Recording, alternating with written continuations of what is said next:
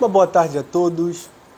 Eu me chamo Rafael Basílio, sou estudante de psicanálise e também estudei terapia cognitiva comportamental com base na psicologia e estou aqui hoje no projeto Poderosas no Instituto Vieira para trabalhar um tema maravilhoso com vocês nesse dia que é muito especial para todas vocês que são muito poderosas. Hoje eu vou estar trabalhando sobre alguns assuntos que são muito relevantes pessoalmente falando, na sociedade, dentro da família, até mesmo na sua profissão. Hoje eu vou estar falando sobre a dependência afetiva, a dependência emocional que acontece dentro de muitos abusos, sejam eles abusos psicológicos, agressão física ou abuso através da linguagem, através da palavra. Então hoje nós vamos trabalhar sobre o risco de vida das mulheres que passam por essa situação, as mulheres que temem sair de situações como essa porque envolvem outras pessoas no meio, como filho, uma filha, envolve uma questão familiar. Nós vamos colocar também a credibilidade, uma crença de mudança do outro, que não envolve só a minha opinião, o meu conhecimento, mas uma forçação de barra em querer mudar a outra pessoa, em querer fazer com que ela se torne a pessoa certa que eu almejo, que eu desejei durante a vida. E vamos falar sobre como solucionar esse problema e entender essa dependência que muitas mulheres vêm sofrendo hoje em dia. Então não saia dessa live, porque é sobre isso que nós vamos estar trabalhando. Então, para começar, eu quero trazer para você alguns dados feitos em 2016 que falam sobre uma segurança, que falam sobre o que as mulheres sofrem e de que forma elas sofrem essas agressões, seja física, seja através de palavras ou psicológica. No Brasil, mais de 4 milhões de mulheres sofrem agressão física durante todos os anos. De acordo com uma pesquisa feita pelo Datafolha, encomendada pelo Fórum Brasileiro de Segurança Pública, esse levantamento foi realizado em 2016 e destaca coisas alarmantes sobre essa situação da agressão da mulher aqui no nosso país. Eles criaram uma cartilha muito interessante através da Coordenadoria da Mulher do Tribunal de Justiça do Estado de Sergipe, e eles destacaram alguns dos motivos pelos quais essas mulheres sofrem um ciclo de violência na sociedade. Existem 4 formas dessa dependência emocional acontecer e nós vamos começar a entrar nesse aspecto agora. O primeiro aspecto é, sem dúvida nenhuma, e está nessa cartilha, a dependência afetiva ou a conhecida dependência emocional. Sim, nós vamos trabalhar um pouquinho sobre esse tema de relacionamento amoroso dentro desse tema, porque nós acreditamos que o fator conhecimento familiar sobre relacionamento acaba atrapalhando um pouco para que a gente cresça com o intuito de ser feliz, de agregar valores no nosso relacionamento, estar com uma pessoa bacana do nosso lado, mas contribui também para que a gente sofra muito abuso psicológico e muito abuso emocional. Essa tal dependência emocional é um dos motivos que levam muitas mulheres a se submeterem à violência física e psicológica. Faz com que elas tenham medo de serem abandonadas, é o primeiro aspecto, de serem frustradas, é o segundo aspecto, e de nunca conseguirem ser felizes na vida. Para essas mulheres que têm esse transtorno, seja de bipolaridade, de inferioridade, essa questão no relacionamento se torna um gatilho para que elas se mantenham em situações de agressão. Isso não é o correto, mas essa insegurança pessoal faz com que ela gere dependências no outro pelo que elas recebem, pelo que elas ouvem, antes mesmo de acontecer um abuso psicológico, um abuso através de palavras, ok? Segundo, existe uma psicóloga muito conhecida, ela é norte-americana, Robin. Ela escreveu um dos livros mais conhecidos no mundo, Mulheres que Amam Demais. Essa mulher falando sobre amor é sensacional, porque é uma mulher que entende mulheres falando sobre coisas que acontecem todos os dias. Ela diz que a pessoa com dependência emocional está habituada à falta de amor em relacionamentos pessoais. Isso faz com que essa pessoa esteja disposta a sempre ter paciência, a sempre ter esperança, a sempre tentar agradar o outro, independente da situação em que ela esteja vivendo. Então são pessoas que se frustraram muito com figuras masculinas, independente da figura seja masculina ou feminina, e acabam levando isso para os seus relacionamentos. Então a postura que ela tem é uma postura de sempre querer fazer dar certo. Nós sabemos que um relacionamento envolve sempre duas pessoas. Mas, segundo essa escritora, essa psicóloga norte-americana Robin, essas pessoas que carregam esse traço, elas tentam levar o relacionamento de uma forma muito uníssona. Elas acham que só elas são capazes de fazer o relacionamento dar certo sem depender da atitude da outra pessoa, sem depender de uma cumplicidade, que é a linguagem que nós usamos hoje em dia. Empatia talvez seria também uma outra linguagem. E essas pessoas acabam se prendendo em relacionamentos, acreditando que vai haver uma mudança. A dependência, acerca desse primeiro quadro que nós estamos tratando, torna tudo isso para o cérebro um jogo de recompensa, onde sofrer parece fazer parte do jogo. Nós não estamos dizendo que sofrer faz parte do jogo, porque ninguém merece sofrer. Todos nós merecemos ser muito felizes. E eu estou repetindo isso para que fique bem claro.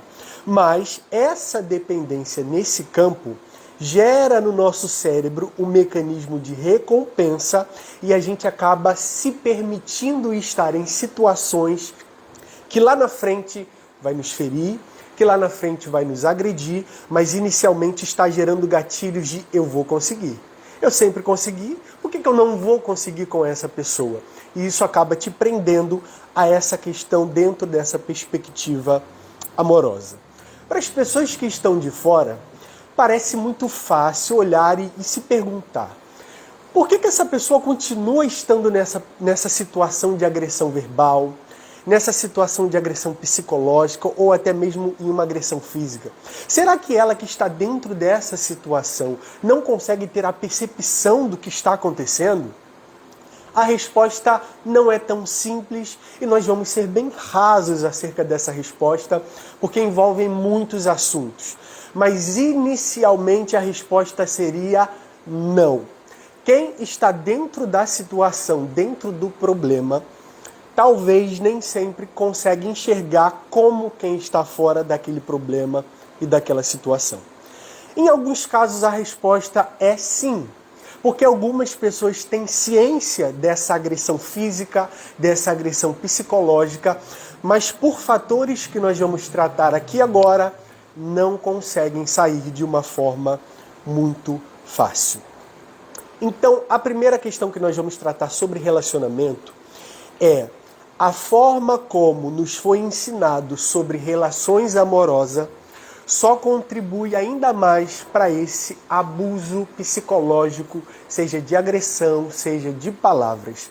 A forma como nós aprendemos sobre o que é gostar, o que é uma paixão e o que é o amor, só contribui para que a gente continue preso ou presa a situações agressoras, que vão nos levar à decadência emocional, primeiramente, até chegar ao ponto da gente perder a credibilidade em relacionamento. Por que não falar desse primeiro aspecto do gostar? Que muitos dos nossos avós, bisavós, tataravós, as pessoas lá de trás, elas costumavam dizer uma frase muito conhecida: a pessoa certa será percebida pelo seu coração. Todas as frases que envolviam relacionamento amoroso envolvia o seu coração. O seu coração vai te dizer quem é a pessoa certa. O seu coração vai palpitar na hora em que você encontrar a pessoa. E trazendo isso para um aspecto um pouco científico, a ciência diz que o coração ele não sente dor. Ele é um órgão que ele não sente dor. Porém, existe uma musculatura na frente do coração e essa dor se dá nessa musculatura e não no coração. Então, quebrando um pouco esse paradigma, o seu coração ele não vai te dizer quem é a pessoa certa, a pessoa errada, ou o momento em que você deve entrar e sair de uma situação. Esse aspecto do gostar, dentro desse tema, ele é simples. Segundo o dicionário, gostar não é um sentimento. Gostar no dicionário é a qualidade daquilo que é.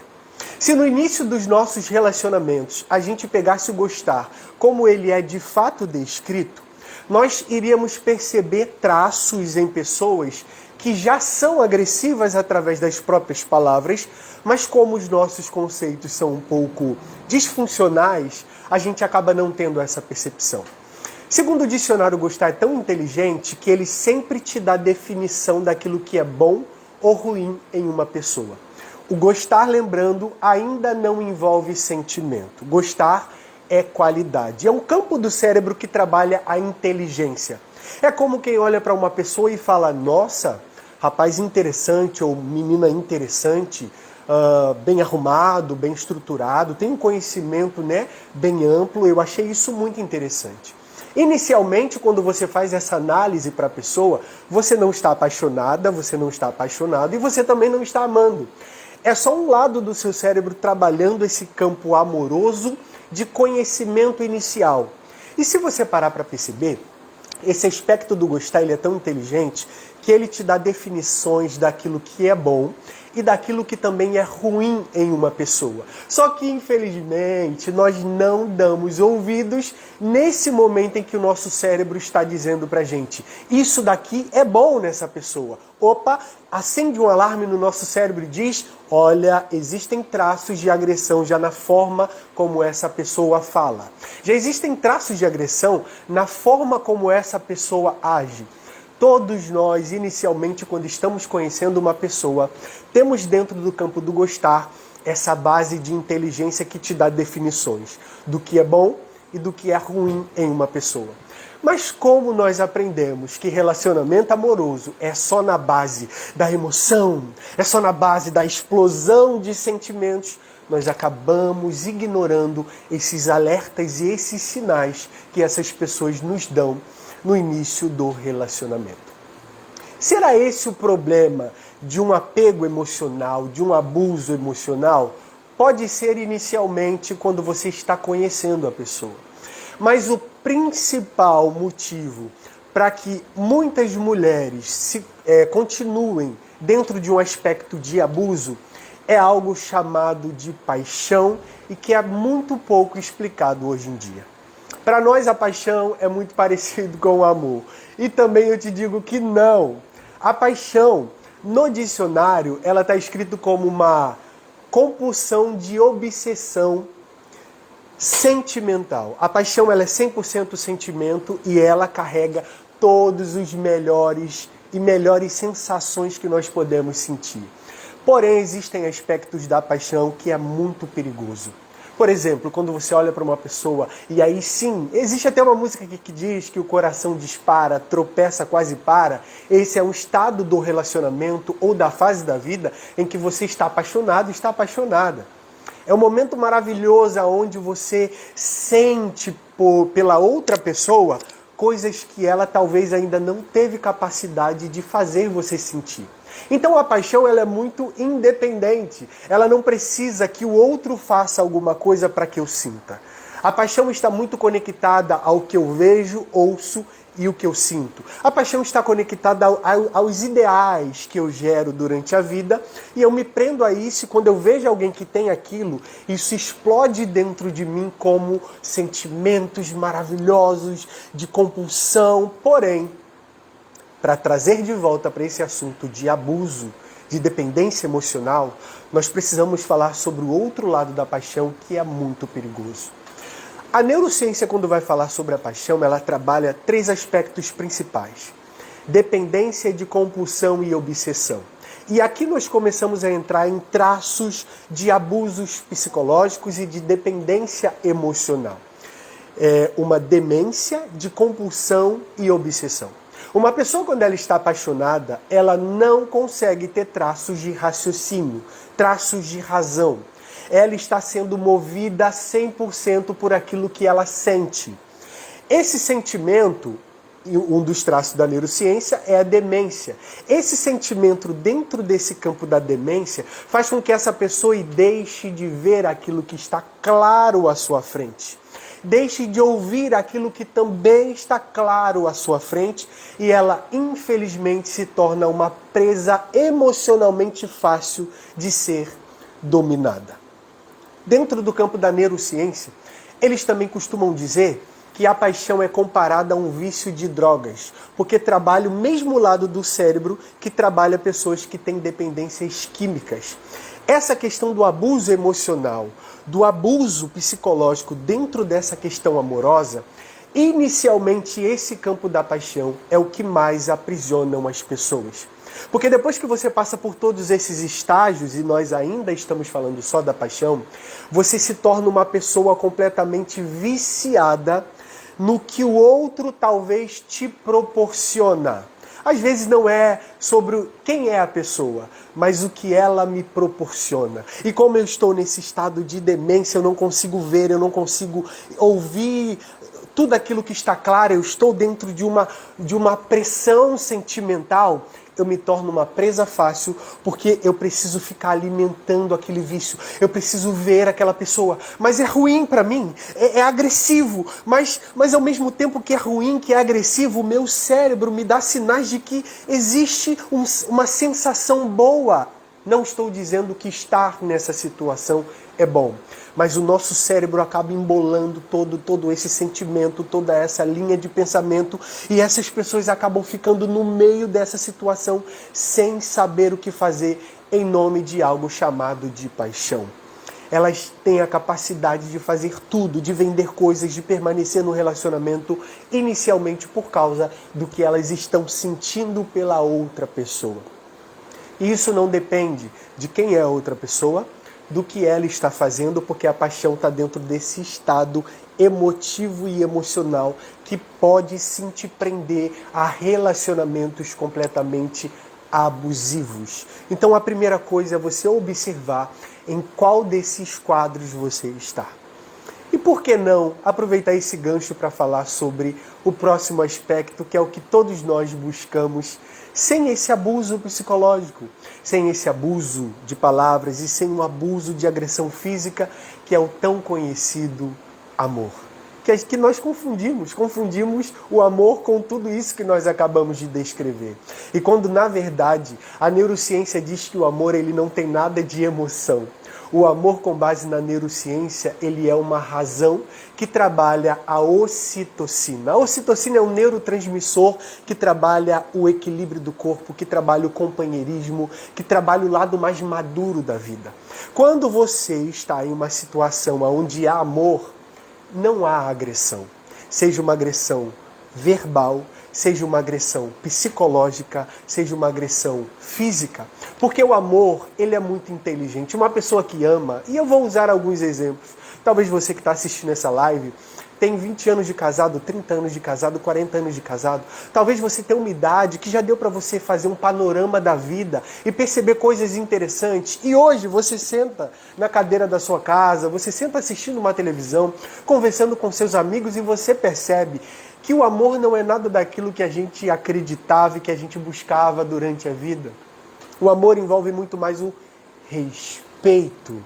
O amor envolve muito mais o companheirismo. Em vocês talvez não estarem com aquela paixão lá no pico, porque não existe uma paixão que fica no pico. A neurociência diz que a paixão dura no máximo de 2 anos a 7 meses a 3 anos. Isso não é uma regra. Depois disso você precisa ficar alimentando a paixão para que ela volte e você fique sentindo. O amor é completamente diferente. O amor é uma construção diária. Você precisa construir algo todos os dias. O amor envolve diálogo.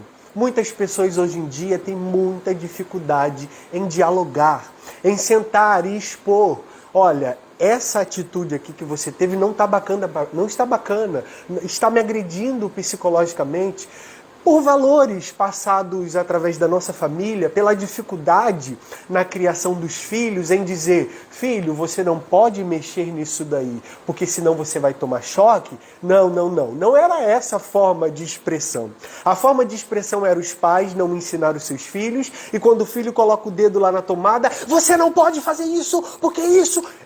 É uma linguagem completamente agressiva e com base na violência. Então, quando você cresce debaixo dessa filosofia, desse aprendizado inconsciente, você acha que para a vida, questão de diálogo, não existe, não precisa ter, né? Tá insatisfeito, vai embora. Não gostou, então tudo é com base na agressão. O amor não trabalha isso. O amor trabalha o companheirismo, o amor trabalha o diálogo, o amor trabalha a afeição, o amor trabalha tudo aquilo que nos ajudaria a não nos colocar dentro desse abuso psicológico, desse abuso emocional. Tá ok, Rafa? Tudo isso que você falou até agora envolve um momento, um período da vida. Mas e as pessoas que elas sofrem abuso, agressão física, abuso psicológico, abuso verbal, e elas já têm tanto tempo de casado, elas estão juntas com essas pessoas já fazem tanto tempo, que não está dentro desse campo de ideologia, não está dentro dessa cartilha criada em 2016 para explicar sobre essa situação. Então agora nós vamos começar a entrar em um outro aspecto desse mesmo tema que também é muito sério.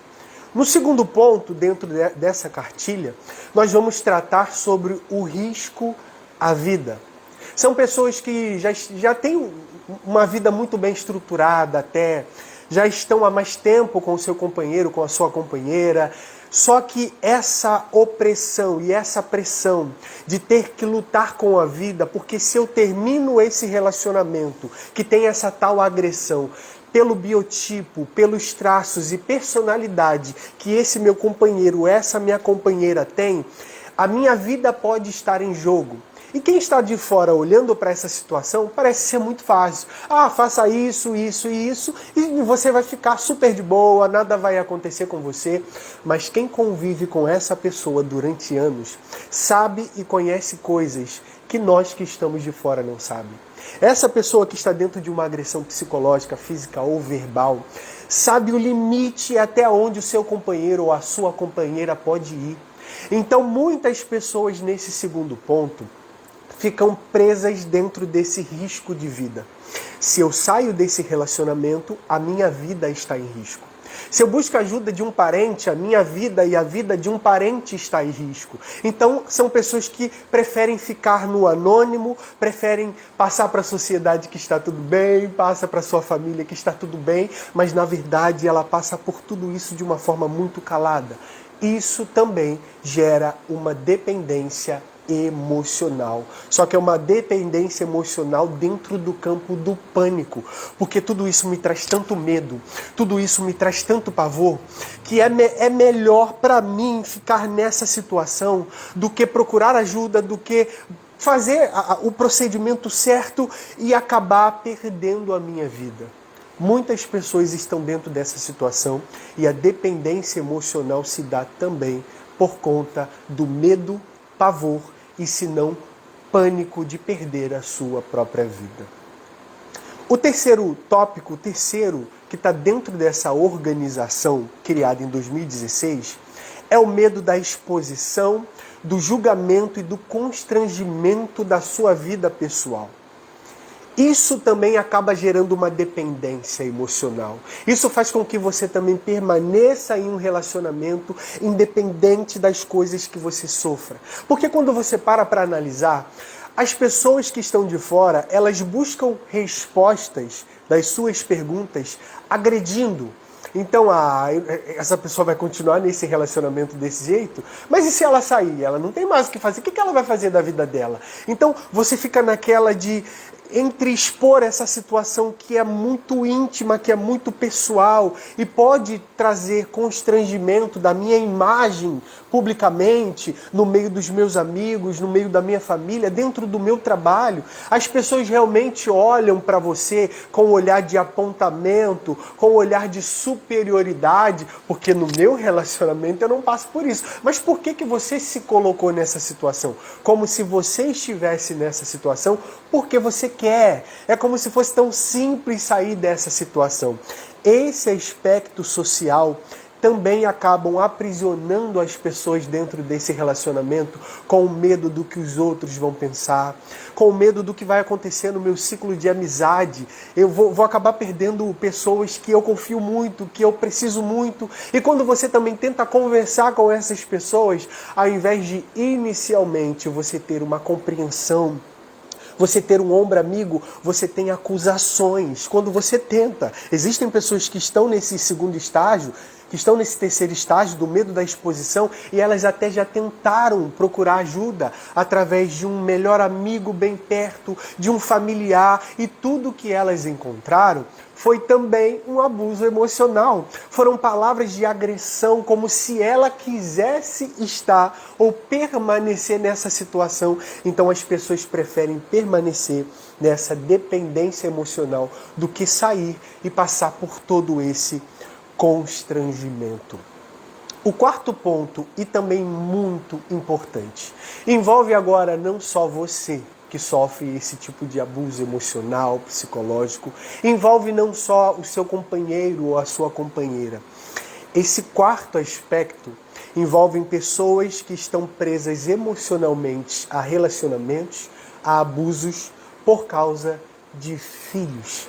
Foi um casamento maravilhoso durante muitos anos. Esse casamento trouxe frutos para vocês e um desses frutos é um filho, é uma filha, é um casal. E aí essa mulher que agora está nesse lugar de agressão há anos, depois de tudo isso que nós falamos aqui, o medo da morte, o medo da exposição e julgamento, agora ela para e olha para os filhos. Ela se coloca num lugar de culpa, já inicialmente. Ela se coloca em um lugar de que se eu expor essa situação de uma forma civil, de uma forma militar, essa criança vai ver o seu pai sendo preso e agora ela vai crescer com a ausência de pai.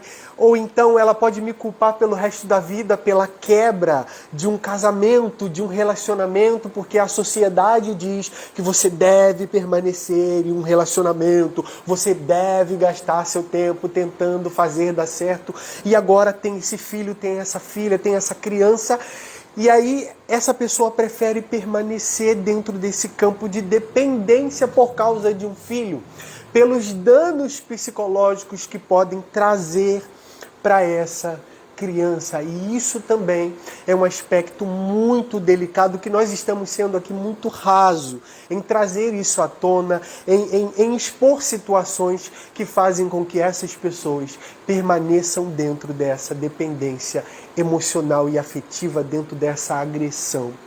E por último, nós vamos tratar sobre uma crença que também pode ser uma crença muito limitante. É uma crença onde nós acreditamos que podemos mudar sempre o comportamento do outro. Essa psicóloga norte-americana, ela trata em uma das teses, em uma das frases que ela trata nesse livro muito conhecido, ela diz que é quase que impossível premeditar a atitude do outro com a minha mente. O que ela quer dizer com isso? Eu tenho uma forma de pensar. Eu tenho uma forma de lidar com as coisas. Quando eu quero que o outro pense da forma como eu penso, ela diz que é quase que impossível, porque eu não estou na cabeça do outro e o outro não está na minha cabeça. E isso não é levado em conta no momento em que eu estou em uma relação abusiva e quero que o outro mude.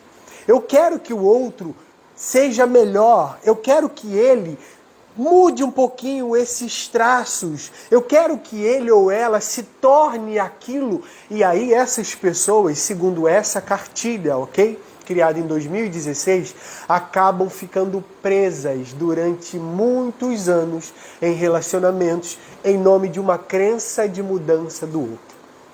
Cá para nós aqui nessa live. É tão difícil mudar a nós mesmos. É tão difícil se olhar no espelho e perceber as dificuldades que há nas nossas atitudes dentro das nossas crenças limitantes.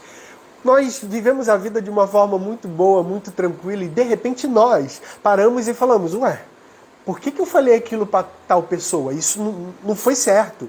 Nós paramos e pensamos, eu estou observando aqui, naquele dia eu tive esse comportamento, mas por que naquele dia eu tive esse comportamento se eu não sou de ter esse comportamento? Se estar dentro da gente mesmo não é fácil, se nos entender não é fácil, e esse aspecto aqui também é muito importante, porque se você não se conhece, é impossível você também buscar conhecer o outro. Se você não conhece a si mesmo em um campo de mudança, porque todos nós precisamos mudar, precisamos ser melhores, você acaba se tornando alguém muito limitado em tentar fazer com que o outro mude. Porque talvez isso que eu quero que o outro mude também pode agredir ao outro, não agride só a mim.